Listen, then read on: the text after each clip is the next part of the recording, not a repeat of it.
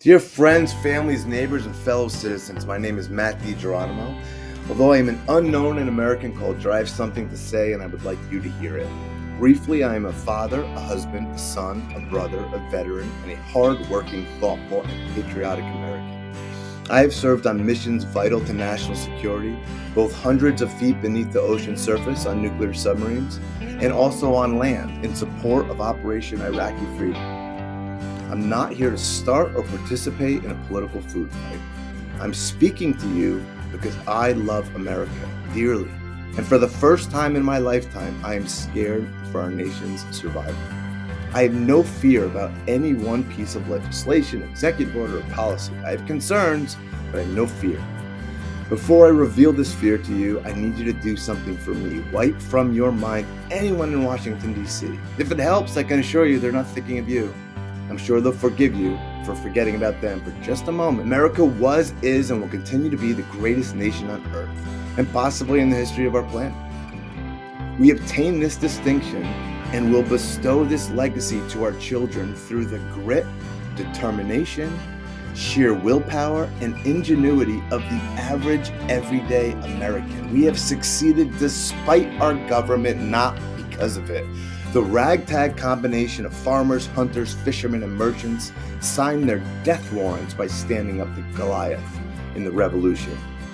In an effort to restore their God-given rights and establish a social experiment the likes of which the world had never seen. They had no reasonable expectation that they could survive or win, truly. But they knew in their hearts what was right.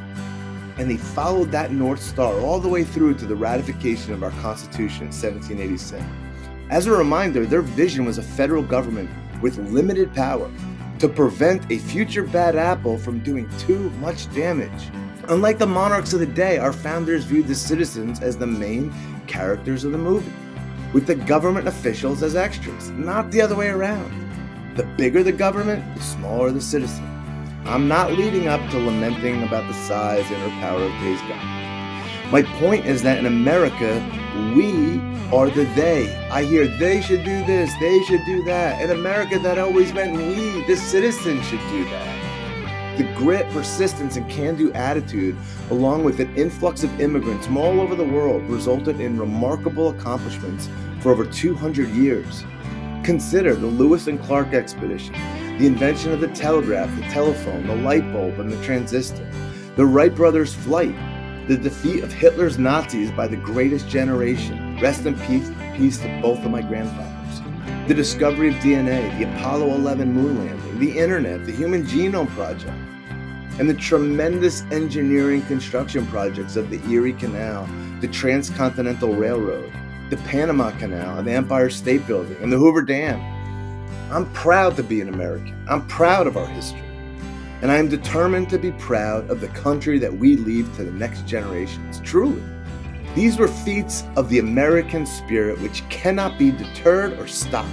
Harry S. Truman captured this magnificently when he said, "America was not built on fear. America was built on courage, on imagination, and an unbeatable determination to do the job at hand." Are we to believe that a reality TV show star or a lifelong but wealthy bureaucrat is going to prove Truman wrong? Not me, and I hope not you. It is time to remind ourselves of who we are and what we're capable of.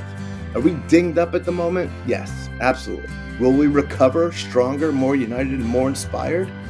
I hope so, but I fear not.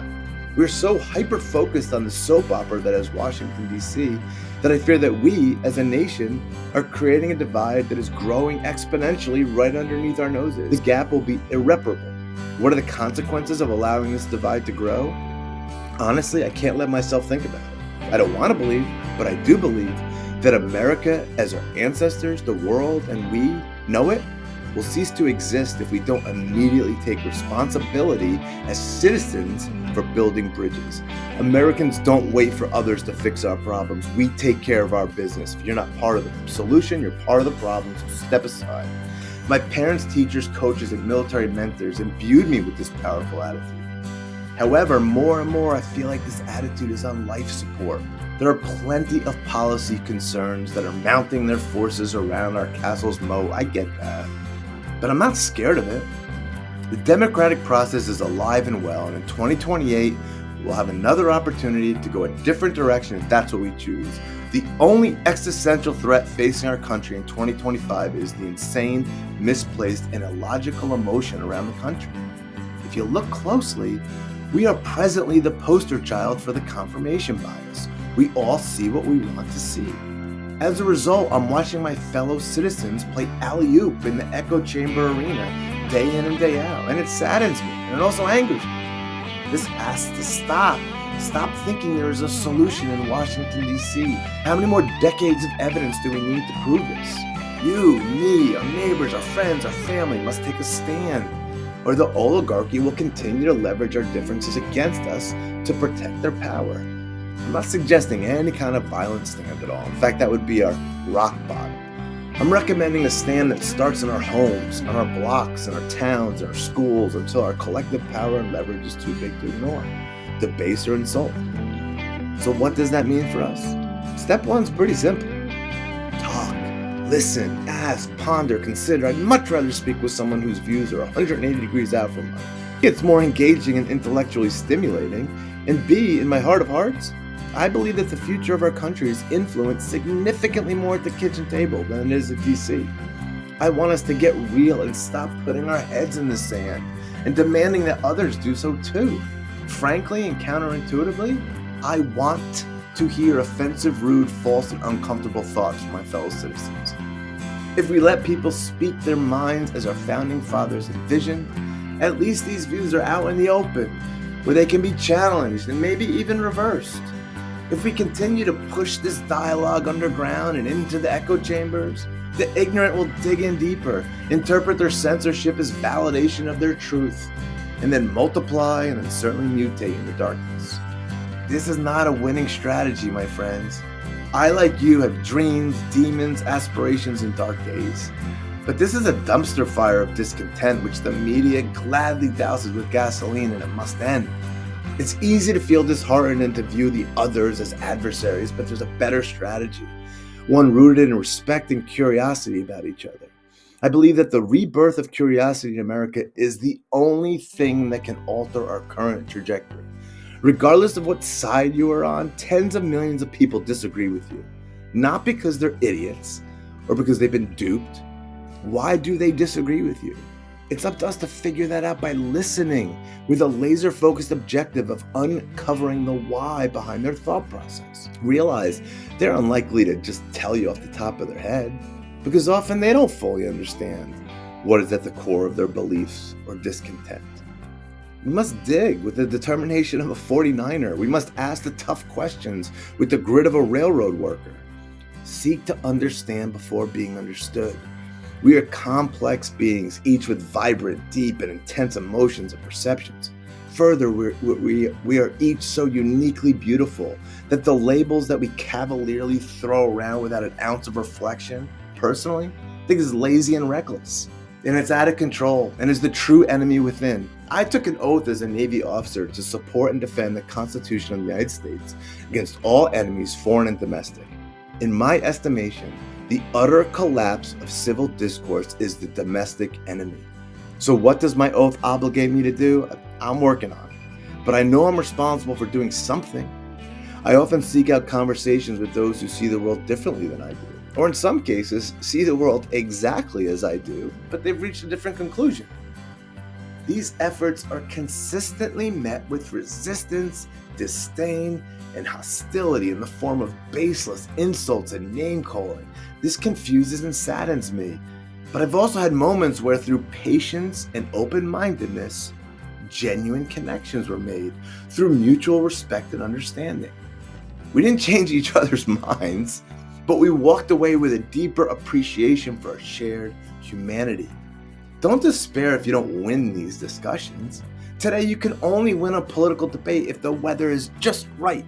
For example, if hell freezes over, you may win an argument. If not, don't get your hopes up. How many times in your lifetime have you had a political, or really any kind of disagreement with someone, and it ended with the other person saying, you know what? You're right. I'm wrong. And I've changed my mind. For me, it's 0. So don't be disappointed. In fact, let's stop trying to win Let's try to understand before being understood. As Socrates said, I can't teach anyone anything. I can only make them think. It's important to recognize that every individual carries a unique story shaped by their experiences, their upbringing, and their environment. These stories inform their beliefs and values. When we dismiss someone's perspective outright, we're disregarding the journey that led them there outright. And in doing so, disregarding their identity and their very existence. Instead of building walls, let's build bridges. Let's approach each conversation with the intent to understand rather than to convince. Curiosity is a powerful tool. It allows us to ask questions, delve deeper, and see the world through another's eyes. By fostering curiosity, we open ourselves up to learning and growth. We begin to see that beneath our differences lies a shared commitment to the well-being of our families and our country. However, unity doesn't mean uniformity. It's not about erasing our differences, but celebrating them. It's about creating a tapestry where each thread, with its unique hue and texture, contributes to a vibrant and resilient fabric. Our nation's diversity is its strength, and by embracing it, we become more adaptable, innovative, and compassionate. I understand that the current political climate can make it challenging to remain curious when our emotions are running so wild. But what's the alternative? I can assure you that tens of millions of people who disagree with you are not going anywhere. They are thoughtful and empathetic human beings who have reached a different conclusion than you. Of course, our media exasperates the problem. Let's not kid ourselves. News outlets do not report the news. They are too busy scrambling for ratings. Right or wrong, that's what they do.